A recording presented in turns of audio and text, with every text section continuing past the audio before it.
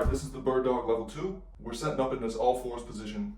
And just like every other exercise in this phase 1 breakdown, if this exercise is too easy, it means that we are relying on momentum instead of peak muscle contractions and full body integration. Level 1 of Birddog is this, and I am constantly trying to figure out how I can brace my core and create more tension in this position while each breath lengthens my entire body.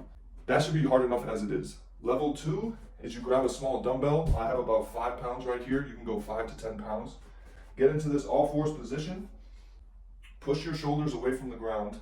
And then what I'm going to do, the first thing I'm going to do, I don't want this anterior pelvic tilt and I don't want my ribs disconnected from my pelvis.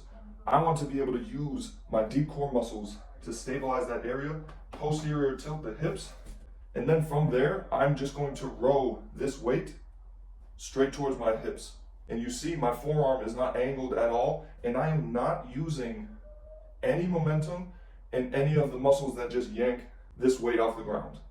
What I'm doing is using these serratus muscles and how they connect to the lats, and how the lats connect to the obliques, and how the obliques connect to the TVA and the rest of the deep core system. I'm using that with my lat activation while I row this, and then I'm going to slowly rotate my rib cage away from my right hand.